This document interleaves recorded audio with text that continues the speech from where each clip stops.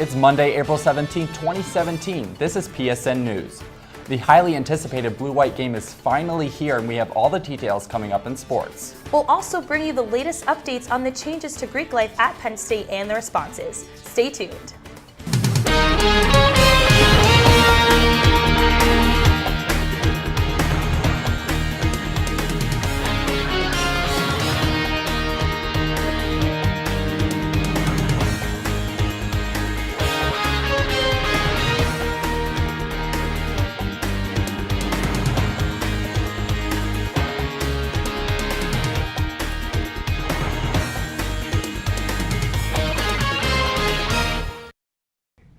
Thanks for joining us tonight. I'm Hunter Holbert. And I'm Elisa Vasquez.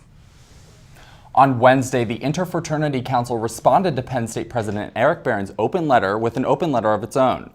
The IFC asked for administration to stop its top-down approach and include the Greek community in conversations. The IFC also asked for support as it has lacked a full-time director of fraternity and sorority life. The letter also criticized Barron for using the media instead of directly working with students to address the issues. The IFC also called on Greek life, the student body, and alumni to help make changes for the betterment of Penn State. This all comes in the wake of Beta Theta Pi pledge Tim Piazza's death in early February. Penn State student Jordan Korn was sentenced to up to 23.5 months in jail after being found with about 8,000 Xanax pills and $15,000. Prior to this incident, Korn's apartment was searched by police in February 2015. They found 3 vacuum-sealed bags containing Xanax pills, $5,000 in cash, and a key to a safety deposit box containing almost $12,000. District Attorney Stacey Parks Miller said Korn's actions can have a negative impact on the community, and it's important to hold him accountable. Penn State's mock trial team has advanced to the national championship tournament for the first time in 3 years. The Daily Collegian reports that Penn State is one of 48 teams who advanced after preliminary rounds. The mock trial team meets 4 days a week for 2 hours, presenting and criticizing drafts, directs, and speeches. This year, they competed at 12 tournaments with an age discrimination case. At nationals, however, the team will be using a case about copyright infringement. The championships on April 21st will be held in the same courthouse that O.J. Simpson was tried. Many of us walk by Old Main every day, but have not taken the time to explore the iconic building. This Wednesday from 1 to 4 p.m., students will have the opportunity to take a tour of Old Main and learn about its history. The open house event is run by the Lion Ambassadors, whose mission is to communicate the university's history, tradition, and personality to students and alumni through their programs. The Old Main open house event will allow students to climb the bell tower, as well as participate in activities such as mini golf, carnival-themed games. There will also be free Berkeley Creamery ice cream and cake. This event is free and open to the public. This past weekend, students were able to experience live music, comedy, and art right here on campus. Reporter Aaron Kemp was there for the yearly Penn State Art Crawl.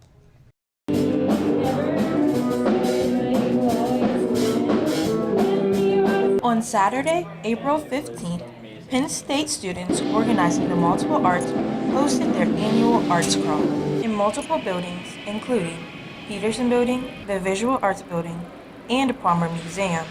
Artists came together to share their work.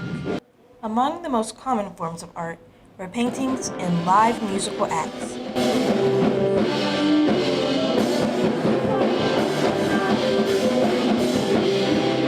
There was even a person drawing caricatures. Freshman SOMA member Jake Tiernan spoke on the atmosphere of the arts community here at Penn State. No one really expects you to be great or good at all at first, so you can kind of come and just fumble around a little bit and get your feet, and you just meet all these really wonderful people who really just want to encourage you and see you grow as like a musician or an artist or a performer. The support Jake spoke on was apparent in the reactions of the audience members. Penn State is full of creativity. But we actually have a very strong arts community and arts college here, so I think that's a really cool thing.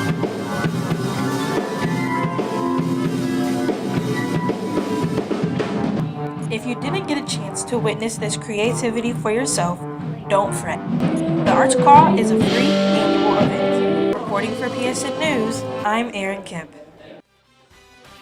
Up next, Alyssa Devine will bring you the latest sports news. Stay tuned. From the students of Penn State Meteorology, here is your Penn State Campus Weather Service forecast.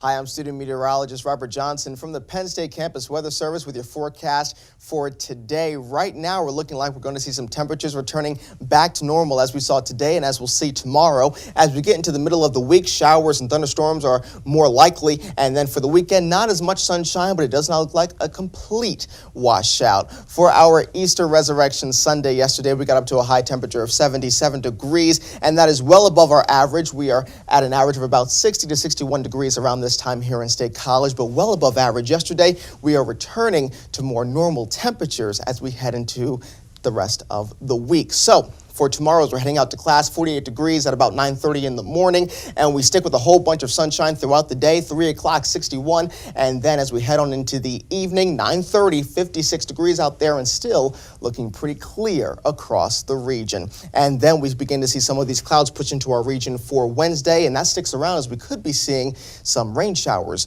pushing through for our Wednesday, changing things up a little bit. But as for tonight, a low temperature of 41 degrees, mostly clear skies, winds northwesterly 5 to 10 miles per hour. And then for tomorrow, we wake up to a whole lot of sunshine at 65 degrees, sunny skies, those winds looking light and variable. It's going to be a great day for your Tuesday tomorrow. Here's your 7-day forecast. Again, for Tuesday, sunny, 65 degrees. Those rain showers come in for Wednesday at 60. And then for Thursday, a chance of a thunderstorm. We still can't rule out that possibility. 72 degrees. We drop back down to 60 degrees for our Friday. Looking pretty cloudy, but hey, at least we're dry for the blue and white game on Saturday. It looks dry right now, mostly cloudy skies and a temperature of 56 degrees, and then some rain returns for our Sunday at 59. Thank you for watching the Campus Weather Service. I'm Robert Johnson. Sports is next on PSN News.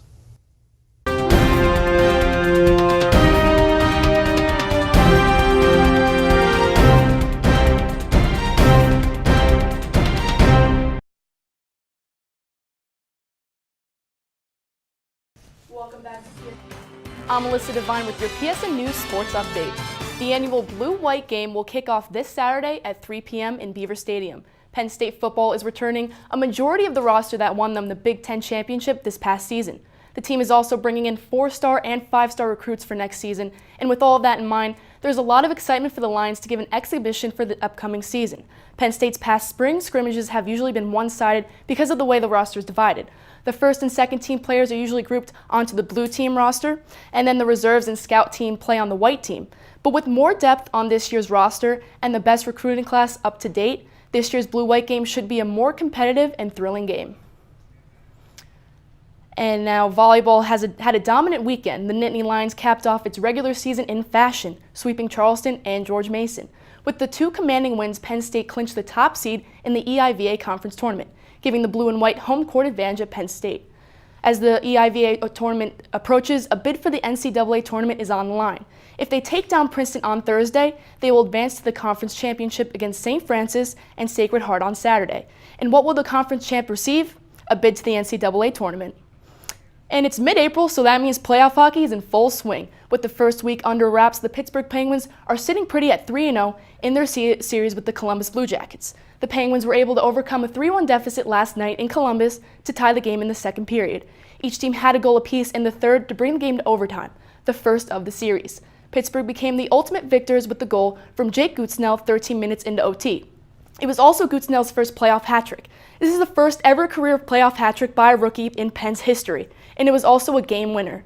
The Penguins are back in Columbus Tuesday night to try to close out the series 4-0.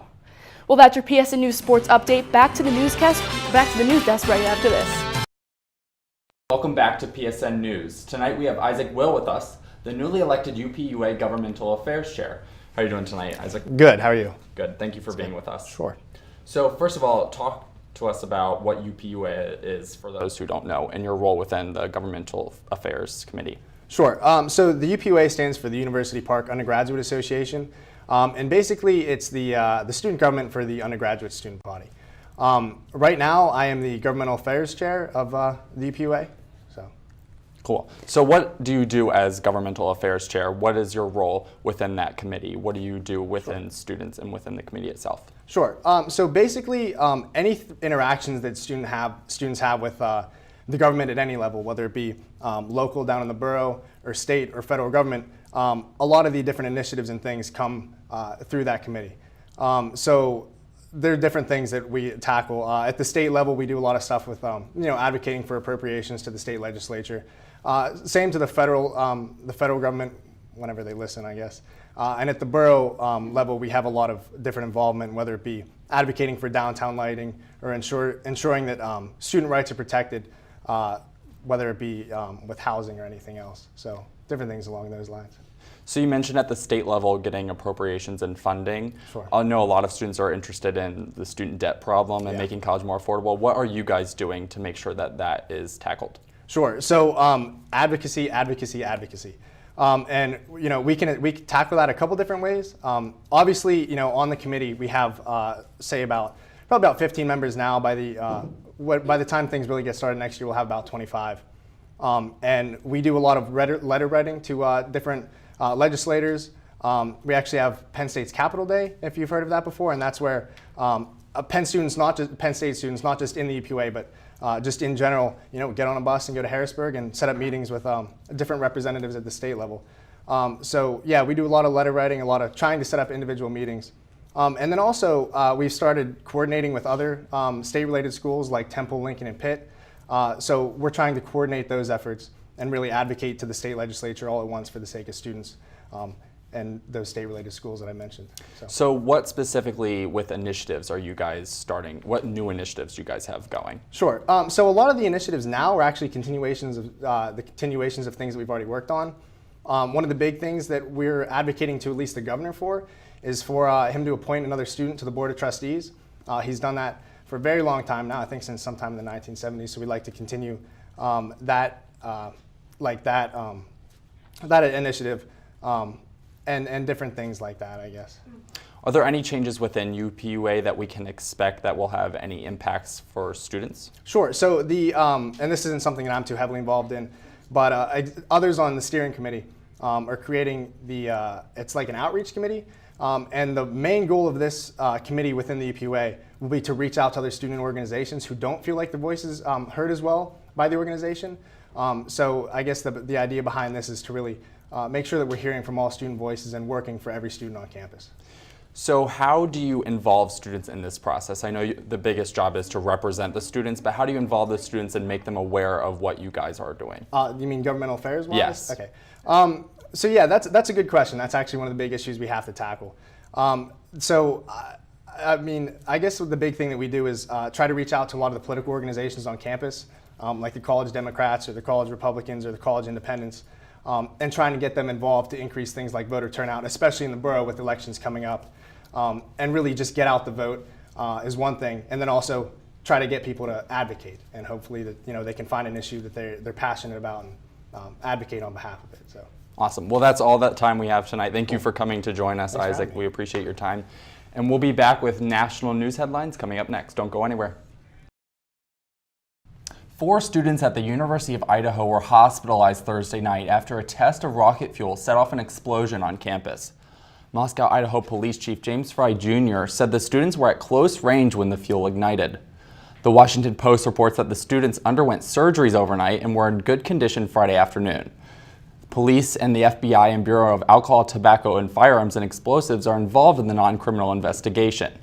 The authorities have preliminarily concluded that this was a tragic yet accidental event.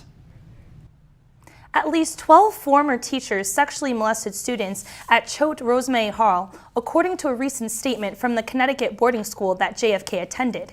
In the 1980s, one student contracted herpes from an English teacher, and another student was raped on a school trip to Costa Rica. The teachers were not arrested, but those accused of misconduct were able to resign. According to an expert lawyer, there are more opportunities for teachers to sexually abuse their students in private school settings because it is a closed school system. The Choate headmaster hopes the investigation helps the community come together and learn from the past. Former New England Patriot tight end Aaron Hernandez has been found not guilty of murder in the 2012 shooting of 2 men on a Boston street. Prosecutors in the case said Hernandez shot Daniel de Abreu and Safiro Furtado after one bumped into him at a nightclub earlier that evening.